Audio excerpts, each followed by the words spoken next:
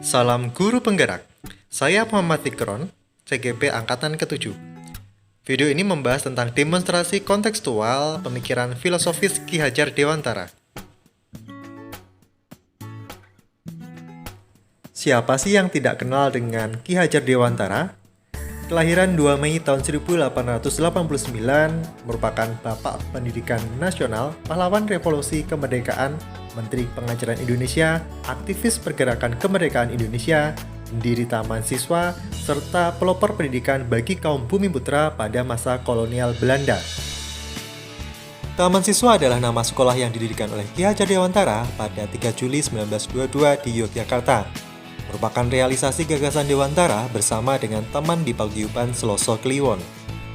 Adapun pokok dasar pemikiran Ki Hajar Dewantara tentang pendidikan, yang pertama, menuntun, yang kedua, kodrat anak, ketiga, berpihak kepada anak, 4, bukan tabula rasa, kelima, budi pekerti. Konsep dasar yang pertama yaitu menuntun atau among, dikemukakan dalam konsep trilogi pendidikan. Yang pertama, ing ngarso sung tulodo, artinya di depan memberi teladan. Yang kedua, ing madyo mangun karso, artinya di tengah membangun motivasi. Ketiga, tuturi handayani, artinya di belakang memberi dorongan. Ketiganya harus dimiliki oleh setiap tenaga pendidik guna menciptakan peserta didik yang berbudi pekerti, cerdas, serta mampu beradaptasi dengan perkembangan teknologi saat ini. Dasar pemikiran yang kedua yaitu kodrat anak. Ada dua macam kodrat anak. Yang pertama adalah kodrat alam, yaitu kekuatan potensi atau keadaan diri yang secara alamiah atau idiosinkratik melekat pada diri masing-masing individu. Yang kedua adalah kodrat zaman. Yang dimaksud dengan kodrat zaman adalah kekuatan, potensi, atau keadaan diri yang berubah secara dinamis sesuai dengan kondisi sosial, budaya masyarakat, atau perkembangan zaman. Dalam implementasinya, kodrat anak harus merdeka. Yang pertama, merdeka batin melalui pendidikan. Yang kedua, merdeka lahir melalui pengajaran. Manusia yang merdeka adalah manusia yang hidupnya, lahir atau batin, tidak bergantung pada orang lain, akan tetapi bersandar pada kekuatan sendiri. Maksud pengajaran dan pendidikan yang berguna untuk peri kehidupan bersama ialah memerdekakan manusia sebagai bagian dari persatuan rakyat. Tentunya kita sepakat bahwa kodrat anak adalah bermain. Bermain adalah salah satu kodrat anak di mana pikiran, perasaan, kemauan, tenaga, atau cipta rasa karsa pekerti sudah ada pada diri anak. Sehingga permainan anak dapat menjadi bagian pembelajaran di sekolah. Dasar pemikiran yang ketiga yaitu pendidikan yang berpihak pada anak. Menurut Ki Hajar Dewantara, bebas dari segala ikatan, dengan suci hati, mendekati sang anak, bukan untuk meminta sesuatu hak, melainkan untuk berhamba pada sang anak. Pendidikan berhamba pada anak yaitu mendidik dengan rasa tulus, ikhlas, cinta, serta kasih sayang, seperti seorang ibu dan bapak kepada anak kandungnya. Semua rasa tersebut dicurahkan kepada murid, sehingga dalam proses mendidik, berpihak atau berpusat pada murid. Dasar pemikiran yang keempat yaitu bukan tabula rasa.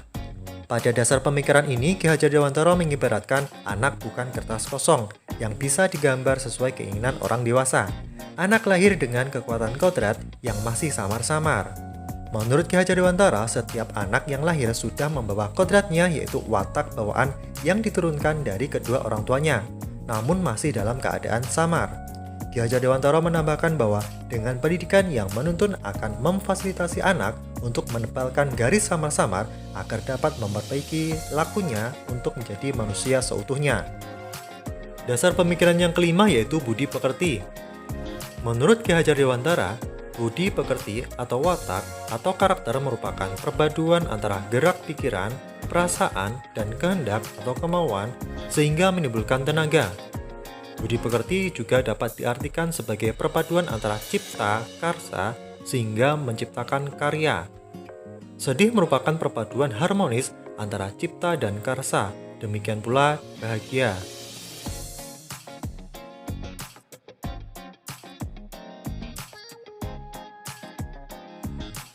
Konteks pemikiran Ki Hajar Dewantara tentang pendidikan diibaratkan seperti padi. Pandangan filosofis padi oleh Ki Hajar Dewantara bahwa padi merupakan bentuk produk dari bagian suatu kebudayaan, baik itu secara adab maupun barang yang dihasilkannya.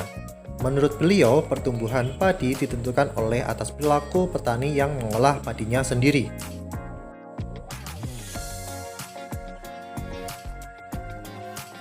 Pandangan Ki Hajar Dewantara mengenai padi diibaratkan olehnya seperti anak dalam melaksanakan pendidikan. Ibarat petani sebagai guru yang menyebarkan benih atau bibit padi tidak bisa memaksakan tanaman padi menjadi tanaman lainnya. Hal tersebut juga dimaksud pada anak-anak yang sudah mempunyai minat dan bakatnya masing-masing. Beliau juga menegaskan bahwa petani tidak boleh membedakan dari mana asal padi, pupuk, dan hal lainnya karena minat anak begitu beragam dan berbeda-beda, namun mempunyai hak yang sama untuk tumbuh dan berkembang menjadi anak yang cerdas atas kemauannya sendiri. Dalam konsep sekolah taman siswa sendiri, Ki Hajar Dewantara juga mengibaratkan pendidikan layaknya sebuah taman. Taman yang dimana merupakan sistem tempat untuk bertumbuh kembangnya tanaman beserta buahnya, serta tukang kebun yang rutin merawat dan menikmati hasilnya. Hal yang ditekankan bahwa baik buruknya hasil tanaman, tugas dari tukang kebun hanya bisa memperbaiki atau memperindah jenis tanaman yang dihasilkan. Begitu pula dengan pendidikan pada anak.